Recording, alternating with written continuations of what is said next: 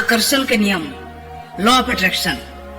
इसके बारे में आजकल के बहुत से साइंटिस्ट डिफाइन करते हैं, लेकिन ये आकर्षण के नियम प्राचीन समय से चलता आ रहा है। प्राचीन समय में बहुत से आध्यात्मिक लोग और आध्यात्मिक गुरु इसका विस्तार किए हैं। लॉ ऑफ अट्रैक्शन को अगर हम अच्छे से समझ जाएंगे तो हम अपने लाइफ में बहुत से असंभव होने वाली घटना को, बहुत से ऐसे असंभव लक्ष्य को आसानी से पा सकते हैं। इसीलिए इसे समझना बहुत जरूरी है कि आकर्षण के नियम को हम अपने लाइफ में कैसे उपयोग करें। आइए इसे समझते हैं एक छोटी सी प्राचीन कहानी से। एक गुरु का एक शिष्य आकर्षण के नियम को जानने के लिए बहुत परेशान था। उन्होंने अपने गुरु से पूछा, गुरुजी, ये आकर्षण के नियम वास्तव में आखिर है क्या? गुरु ने इसका उत्तर दिया कि हम जिस पदार्थ या वस्तु को चाहते हैं वह हमारी तरफ खींचे चली आती है। सिर्फ इतना ही जानने के बाद वह शिष्य ने एक प्रयोग किया। उसने एक बर्तन में पानी भरकर अपने घर के बाहर रख दिया और पूरी शक्ति से सोचने लगा कि यह पानी भाप बनकर उड़ जाए। बहुत देर से वह अपने मन को एकाग्र करके पूरी शक्ति लगाकर सोच ही रहा था कि बर्तन से पानी उड़ जाएगा, लेकिन ऐसा बिल्कुल नहीं हुआ। उन्होंने जब यह घटना देखा तो वह तुरंत अपने गुरु के पास गया और बोला, गुरुदेव, यह जो आकर्षण का नियम है वह काम नहीं किया। मैंने आज सुबह एक प्रयोग किया था। एक बर्तन में पानी रखकर पूरी शक्ति से एकाग्र होकर सोच ही रहा था कि उस बर्तन से पानी भाप बनकर उड़ जाए, लेकिन गुरुदेव, ऐसा बिल्कुल नहीं हुआ। फिर गुरु ने कहा, आकर्षण का नियम सिर्फ सोचने से काम नहीं करता, उसके लिए हमें उनके अनुसार कर्म करना आवश्यक होता है। जैसा तुम सोचते हो वैसा ही तुम कर्म करते हो, और अगर केवल सोचते रहोगे, कर्म करोगे नहीं, तो वैसा ही होगा जैसा तुमने आज पानी के बर्तन में देखा। यह कहने के बाद गुरु बोले, चलो कुछ कर्म करते हैं, और शिष्य के साथ गुरु चले गए। गुरु की आज्ञा के अनुसार शिष्य ने लकड़ी इकट्ठा किया और उस भरा हुआ पानी के बर्तन के नीचे आग लगा दिया। कुछ समय बाद पानी पूरी तरह से भाप बनकर उड़ चुका था। गुरु ने कहा, देखा कि सोचने के बाद कर्म करना आवश्यक होता है। कर्म चीजों को हमारी ओर खींचने में मदद करता है। अगर तुम्हारा मन करता है कि तुम पानी को भाप बनाकर उड़ा दोगे, तो तुम कर्म करो। फिर शिष्य के मन में एक सवाल और आता है कि अगर कोई कर्म नहीं करे तो इसका मतलब उसके जीवन में कुछ भी घटित नहीं होगा। फिर गुरु ने कहा, एक काम करो, उस बर्तन में फिर से पानी भरकर ले आओ। शिष्य ने गुरु की आज्ञा मानते हुए उसने दोबारा से बर्तन में पानी भरकर ले आया। गुरु ने शिष्य को कहा, अब इस बर्तन को अपने घर के बाहर रख दो और इस पानी के बारे में तुम कुछ भी मत सोचना, कुछ कर्म मत करना, देखो क्या होता है। और हाँ, एक बात का ध्यान रखना, इस पानी को जैसे कोई ना पिए, ना कोई इंसान, ना कोई पक्षी और ना कोई जानवर। शिष्य बोले, ठीक है गुरुजी। उस दिन सुबह से शाम हो गई, लेकिन बर्तन का पानी में कोई फर्क नजर नहीं आया। पानी जैसे के तैसे था। यह देखकर वह हैरानी से दौड़ते हुए गुरु के पास गया और बोला, गुरुदेव, आज सारा दिन बीत गया, लेकिन उस बर्तन के पानी में कोई फर्क नजर नहीं आया।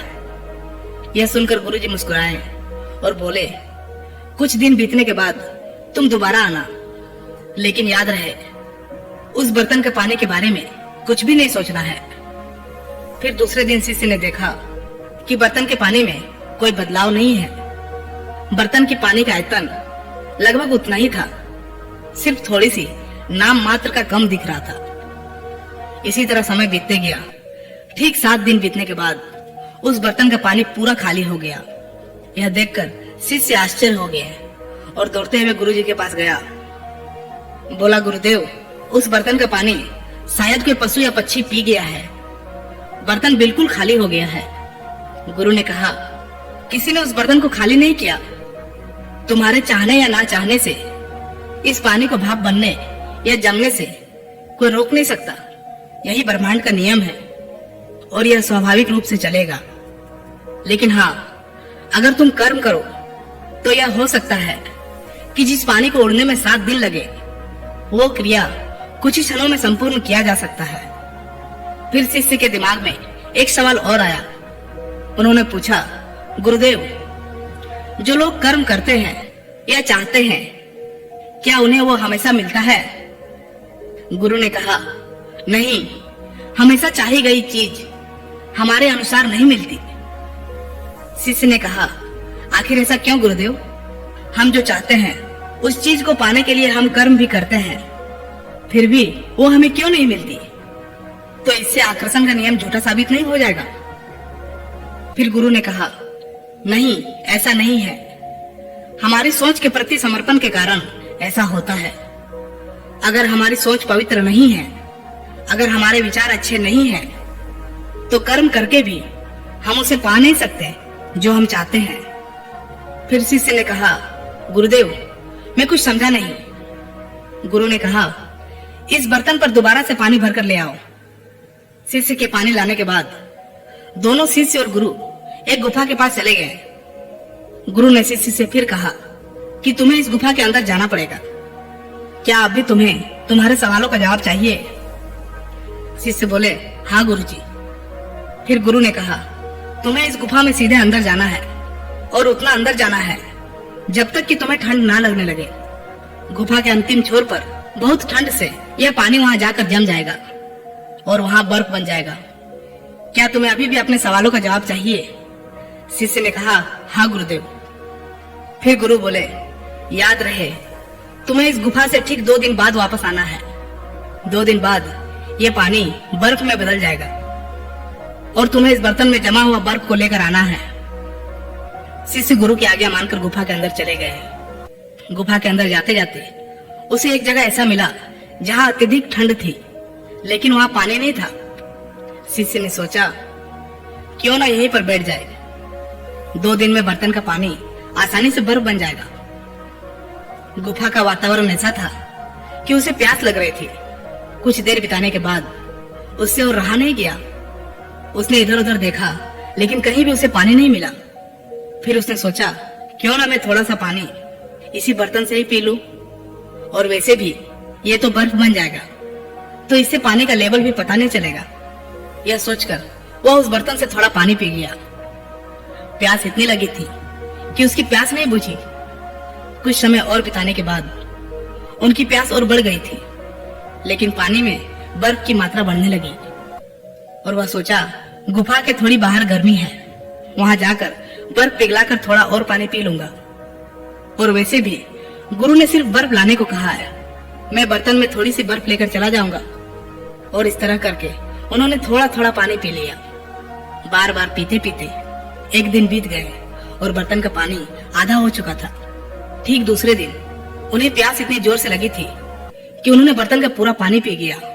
फिर भी उसकी प्यास नहीं बुझी और वह पानी की तलाश में व्याकुल होकर गुफा के बाहर चला आया। जैसे ही वो बाहर आया, वहां उनके गुरु पानी लेकर खड़े थे। शिष्य ने तुरंत गुरु के हाथों से पानी लेकर पिया। गुरु बोले, तुम्हारी बर्तन कहाँ है और बर्तन में जमे बर्फ कहाँ है? यह सुनकर वह शर्मिंदा होते हुए बोले, गुरुजी, प्यास के कारण मैंने सारा पानी पी गया। और वह निराशा होकर दोबारा बोले, क्या अब मेरे सवालों के जवाब मुझे नहीं मिलेंगे? गुरु ने कहा, उत्तर तो मिल गया। केवल सोचने से कुछ नहीं होता। सोच पवित्र होनी चाहिए, संकल्प दृढ़ होना चाहिए, कर्म सही होना चाहिए, अंतिम पड़ाव तक जाने के लिए हिम्मत होनी चाहिए। इनमें से क्या था जो तुम्हारे पास था? शिष्य ने कहा, केवल सोच थी गुरुजी।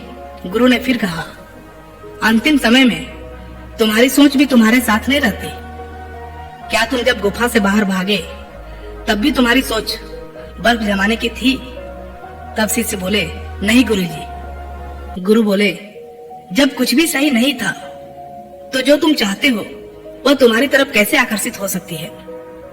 फिर शिष्य उदास होकर बोले, मैं चाहता हूँ कि मुझे बुद्धक प्राप्त हो जाए, मैं जागृत हो जाऊं। गुरु बोले, तुम एकदम सही जगह में हो। यह ब्रह्मांड तुम्हारा साथ दे रहा है। यह तुम्हें ऐसी स्थिति में लाकर खड़ा किया जिससे तुमने यह ठीक से सीख भी लिया। तुम्हारे आगे बढ़ने के राह में यह सीख तुम्हारी मदद करेगी। शिष्य ने कहा, गुरुजी, आज मैंने बहुत गहरी बात सीखी है। मुझे लगता है यह ब्रह्मांड मुझे इस राह को पाने में मेरी मदद कर रहा है। फिर शिष्य बोले, मुझे डर लगता है कि कहीं मैं अपने राह से भटक न जाऊं। गुरु ने कहा, शुरुआत ही अंत होती है। हमारी सोच हमारी शुरुआत होती है और शुरुआत में ही तुम्हें एक अच्छी सीख मिली है। हमारी सोच में मिलावट नहीं होनी चाहिए। इसके लिए कुछ भी करने से हमें अपने अंदर को, अपने भीतर को पढ़ लेना चाहिए कि हम जो सोच रहे हैं, क्या ये सोच तात्क्षणिक तो नहीं है? क्या ये सोच एक पल के लिए तो नहीं है? क्या हम उसी के लिए बने हैं? इसे जानना बहुत जरूरी है। केवल सोच लेने से कुछ नहीं होता। एक सोच आपके लिए रास्ता बनाती है तो दूसरी सोच उसी रास्ते को नष्ट भी कर सकती है।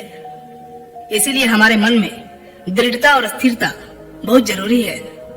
आपकी सोच चीजों को आपकी ओर आकर्षित कर सकती है। आपके कर्म उस चीज को पाने में आसान कर सकता है और आपका दृढ़ संकल्प और पवित्रता उस चीज को पाने के लिए आपको निरंतर बनाए रखता है। दोस्तों, आशा करता हूँ कि आकर्षण के नियम यानी कि लॉ ऑफ अट्रैक्शन आप बिल्कुल अच्छे तरीके से समझ चुके होंगे। अगर इस कहानी से आपको कुछ सीखने को मिला तो इसी तरह के मोटिवेशनल वीडियोस पाने के लिए चैनल को जरूर से जरूर सब्सक्राइब कीजिएगा।